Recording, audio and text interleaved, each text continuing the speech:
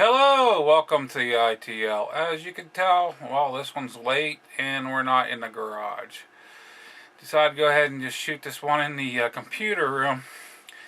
It's kind of my catch-all room. I need to clean it out. But yeah, I did shoot once in the garage and found that I do have a dead battery in my my mixer board, and I'm not going back out there to reshoot it for reasons that this is late. Actually, this ITL is actually late. This last week I've been dealing with actually being sick and not nearly over yet. But the ITL must roll, I say. But anyway, what I wanted to talk about is actually it's kind of convenient that I got the box right over here. As I've stated in my other videos, that I actually do have an interest in CB radios and other things like that. And CB radios, that's citizen band radio. Anybody can pick up a CB radio and talk. It's short range. It's like a walkie-talkie you can buy at the store, you know. And I've always had the interest in going up, getting a ham radio license. And even though the technician license was the first one, first step is it's basically short range. It's all short range for the most part, and it gets your feet wet though. You get your feet wet, and you can build up on your equipment, and then eventually take the technician license, the general license, sorry, and then you can go further off with different wavelengths, different frequencies, and that way you can basically talk around the world. You can, with a ham radio, you can talk to the satellites, whatever's orbiting around the world. It'll talk to you back. But yeah, I mean, it's been something that I've been toying around with, and I've decided, with the help of Suburban Rider, which he does the TDD report, and to go ahead and just pull it this year. And I've figured I'm going to try to get it done this spring. Take my technician's license test done the springtime, or maybe beginning of summer. Depends on how things work. Right now I'm doing the studying for it and whatnot. And I figured, I can carry these guys along with me on this journey to get my ham radio's license. And the first step is to get your technician's license. But saying that, I've been talking back and forth with Suburban Rider, and he's actually helped me out quite a bit of making different choices and stuff. And what I actually picked up my first, and it looks like a walkie-talkie, doesn't it? It's actually a little ham radio. This is a Chinese. In the ham radio community, a lot of people see them as toys, which they're not really. They do the technician's license job of doing a local. Yeah, you should have one of these. In my eyes, you should have a base unit, a mobile unit for your vehicle, which actually this can double as, or as a base setup. Also would be nice. And then but this here is, this here, it's not costly. All the rest of the things I mentioned, they can be costly. This one here, you can pick these up. This is the Baofeng'er from China. It's the UV-5R. I found out this is actually a discontinued model for being made. You can still buy these brand new off of Amazon, eBay, all over the internet. Because the newer ones, these have more bells and whistles. I think they have some better options and stuff, more wattage going out. This is a 5. They say 5 watt. They have the 8 up to 10 watts. But yeah, this here you can have between $25 and $35. It's a step in.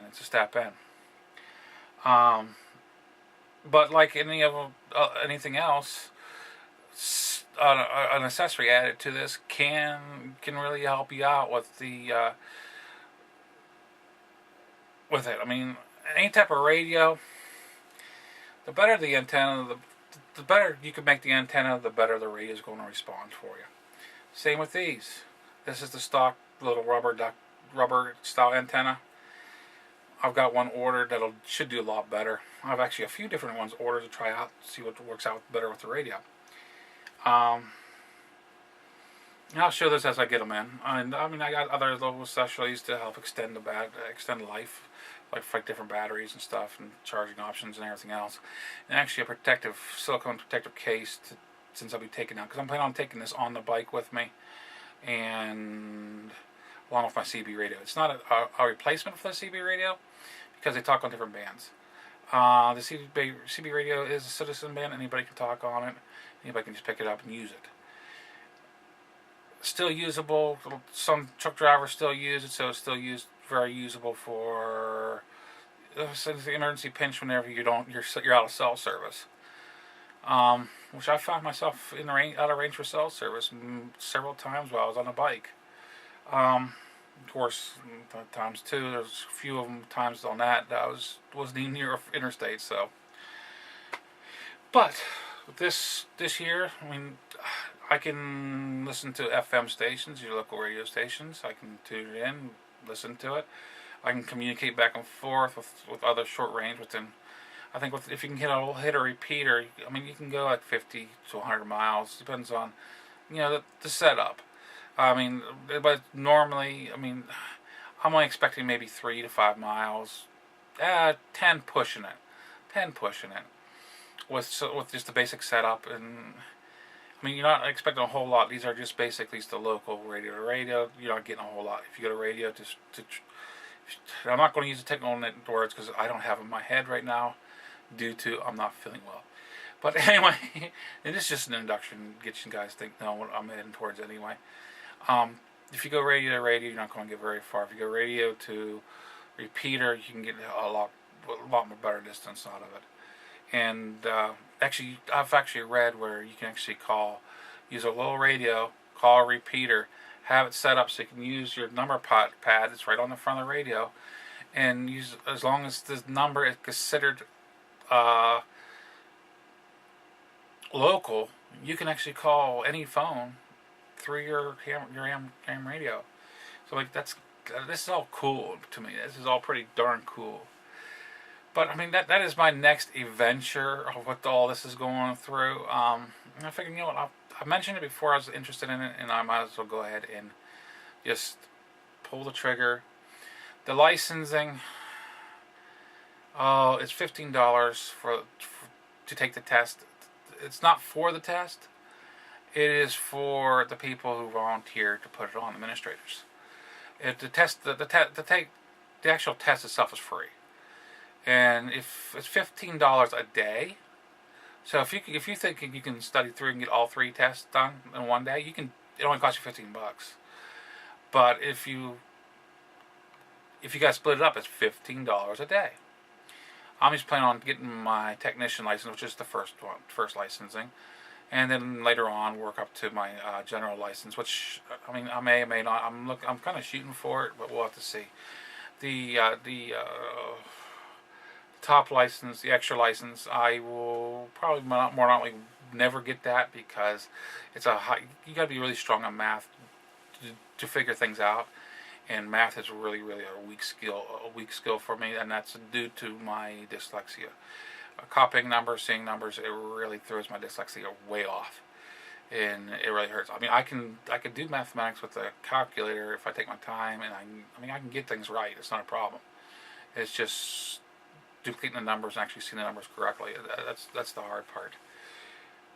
But yeah, I figured to go ahead and just make this a quick and easy cheat ITL for you guys this week. And like I said, it's in the computer room because I'm not feeling well. It's not my usual audio setup, not my usual view. I mean, I'm using my hand camera, and because I got to replace the battery. I got to start to replace the battery in my mixer board because it's sitting downstairs. I got just easy pleasy. I got the battery. It's just getting it done. I'm just not feeling up to it, guys. I hope you all have a great week. Signing out.